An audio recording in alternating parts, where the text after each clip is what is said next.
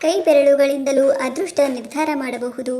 ನಿಮ್ಮ ಕಿರುಬೆರಳಿನ ಬಗ್ಗೆ ಜ್ಯೋತಿಷ್ಯ ಶಾಸ್ತ್ರ ಏನು ಹೇಳುತ್ತೆ ಗೊತ್ತಾ? ಜ್ಯೋತಿಷ್ಯ ಶಾಸ್ತ್ರದಲ್ಲಿ ಕೈ ಬೆರಳುಗಳು ಪ್ರತ್ಯೇಕವಾದ ಗ್ರಹಗಳಿಂದ ಸೂಚಿಸಲ್ಪಡುತ್ತವೆ. ಪ್ರತಿಯೊಂದು ಬೆರಳುಗಳು ಒಂದೊಂದು ಗ್ರಹದ ಪ್ರಭಾವಕ್ಕೆ ಒಳಗಾಗುತ್ತದೆ. ಮಧ್ಯದ ಕಿರುಬೆರಳು ಮಹತ್ವ ಏನು? ಈ ಬೆರಳಿಗೆ ಇರುವ ಬೇರೆ ಹೆಸರುಗಳೇನು? ಇಲ್ಲಿದೆ ಮಾಹಿತಿ. ಬೆರಳುಗಳಲ್ಲಿಯೇ ನಾಜೂಕಾದ ಹೆಚ್ಚು ಸುಂದರವಾದ ಬೆರಳೆಂದರೆ ನಮ್ಮ ಕಿರುಬೆರಳು.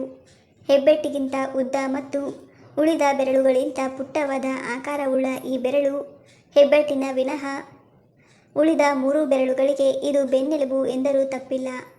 ಕಾರಣ, ಕಿರುಬೆರಳಿನಲ್ಲಿರುವ ಶಕ್ತಿ ಕಡಿಮೆಯಾದರೂ ಅದರ ಯುಕ್ತಿ ಅಪಾರ.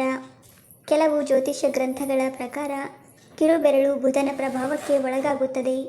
ಆದರೆ ಇನ್ನೂ ಕೆಲವು ಜ್ಯೋತಿಷ್ಯ ಗ್ರಂಥಗಳ ಪ್ರಕಾರ ಕಿರುಬೆರಳನ್ನು ಬುಧ ಮತ್ತು ಶುಕ್ರ ಗ್ರಹಗಳ ಸಂಯೋಗಕ್ಕೆ ಹೋಲಿಸಲಾಗುತ್ತದೆ.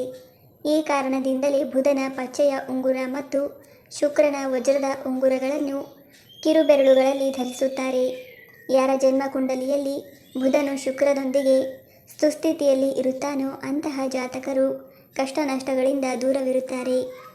ಅಪಾರವಾದಂತಹ ವಿದ್ಯಾ ಬುದ್ಧಿ ಅವರಿಗೆ ಇರುತ್ತದೆ. ಕಿರುಬೆರಳು ಚೂಪಾಗಿ ಮತ್ತು ಉದ್ದವಾಗಿ ಇದ್ದರೆ ಅಂತಹ ವ್ಯಕ್ತಿಯು ಯಾವುದೇ ಕಷ್ಟ ನಷ್ಟಗಳು ಎದುರಾದರೂ ತನ್ನಲ್ಲಿರುವ ಅಪಾರ ಬುದ್ಧಿವಂತಿಕೆಯಿಂದ ಜಯಶೀಲನಾಗುತ್ತಾನೆ.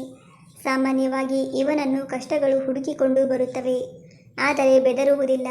ಶತ್ರುಗಳನ್ನು ಹಿಮ್ಮೆಟ್ಟಿಸುವಲ್ಲಿ ಇಂತಹವರು ಪ್ರಥಮವಾಗಿರುತ್ತಾರೆ. ಯಾವುದೇ ಕೆಲಸ ಕಾರ್ಯಗಳನ್ನು ಆರಂಭಿಸುವ ಮುನ್ನವೇ ಅದಕ್ಕೆ ಸಂಬಂಧಪಟ್ಟಂತೆ ಕಾರ್ಯತಂತ್ರವನ್ನು ಸಿದ್ಧಪಡಿಸುತ್ತಾರೆ. ಇವರ ಕಾರ್ಯನೈಪುಣ್ಯತೆಗೆ ಮೆಚ್ಚಿ ಎಲ್ಲರೂ ಇವರ ಸ್ನೇಹವನ್ನು ಬಯಸುತ್ತಾರೆ. ಕಲೆಗೆ ತಕ್ಕ ಸ್ಥಾನಮಾನ ದೊರೆಯುವವರೆಗೂ ಸಾಧನೆ ಮಾಡುತ್ತಾರೆ. ಕುಟುಂಬದಲ್ಲಿ ಇವರಿಲ್ಲದೆ ಯಾವುದೇ ಕೆಲಸ ಕಾರ್ಯಗಳು ನಡೆಯಲಾರವು. ಕೇವಲ ಕುಟುಂಬವಷ್ಟೇ ಅಲ್ಲ, ಸಮಾಜದಲ್ಲಿಯೂ ಇವರಿಗೆ ವಿಶೇಷವಾದ ಗೌರವ ದೊರೆಯುತ್ತದೆ. ಉತ್ತಮ ಕಲಾವಿದರಾಗಿರುತ್ತಾರೆ. ತಮ್ಮ ಕಲೆಗೆ ತಕ್ಕ ಸ್ಥಾನಮಾನ ದೊರೆಯುವವರೆಗೂ ಸಾಧನೆಯಲ್ಲಿ ತೊಡಗುತ್ತಾರೆ. ಇವರು ಮಾತನಾಡಲು ಆರಂಭಿಸಿದರೆ ಚಿಕ್ಕವರು ದೊಡ್ಡವರು ಎನ್ನದೇ ಎಲ್ಲರ ಮನವಿಟ್ಟು ಕೇಳುತ್ತಾರೆ.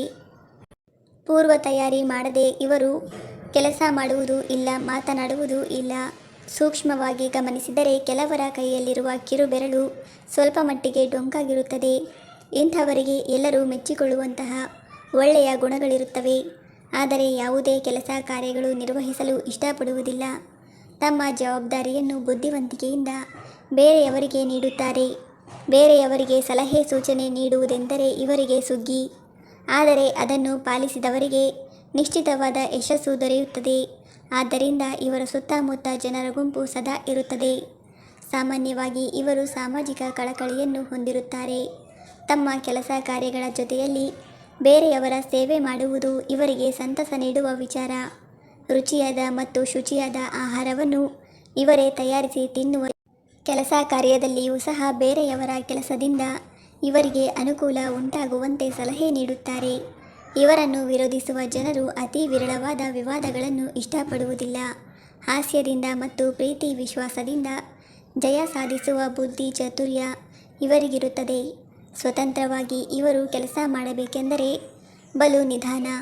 ಉದಾಹರಣೆಗೆ 1 ಗಂಟೆ ಕೆಲಸ ಮಾಡಿದರೆ ಅರ್ಧ ಗಂಟೆ ವಿಶ್ರಾಂತಿ ತೆಗೆದುಕೊಳ್ಳುತ್ತಾರೆ. ಇವರ ಶತ್ರುಗಳು ಸಹ ಇವರೊಂದಿಗೆ ಸ್ನೇಹ ಬೆಳೆಸುವಂತೆ ಮೋಡಿ ಮಾಡಬಲ್ಲರು. ಇವರ ವಿದ್ಯೆ ಎಷ್ಟೇ ಇರಲಿ ಅಥವಾ ವಯಸ್ಸು ಎಷ್ಟೇ ಇರಲಿ, ಹಿರಿಯ ಅಧಿಕಾರಿಗಳು ಸಹ ಇವರ ಬಳಿ ಸಲಹೆಯನ್ನು ಕೇಳಿ ಪರಿಪಾಲಿಸುತ್ತಾರೆ. ಒಟ್ಟಿನಲ್ಲಿ ಸುಖವಾದ ಜೀವನ ನಡೆಸುವುದು ಹೇಗೆ ಎಂಬುದನ್ನು ಇವರನ್ನು ನೋಡಿ ತಿಳಿಯಬೇಕು. ಇವರ ಬಾಳ ಸಂಗಾತಿ ಮತ್ತು ಮಕ್ಕಳು ಸಹ ಇವರ ಗುಣವನ್ನೇ ಹೊಂದಿರುತ್ತಾರೆ. ಸ್ನೇಹಿತರೆ, ವಿಡಿಯೋ ಇಷ್ಟ ಆಗಿದ್ದರೆ ದಯವಿಟ್ಟು ವಿಡಿಯೋವನ್ನು ಲೈಕ್ ಮಾಡಿ. ಹಾಗೆ ನಮ್ಮ ಚಾನಲ್ಗೆ ಸಬ್ಸ್ಕ್ರೈಬ್ ಆಗೋದನ್ನು ಮರಿಬೇಡಿ. ಧನ್ಯವಾದಗಳು.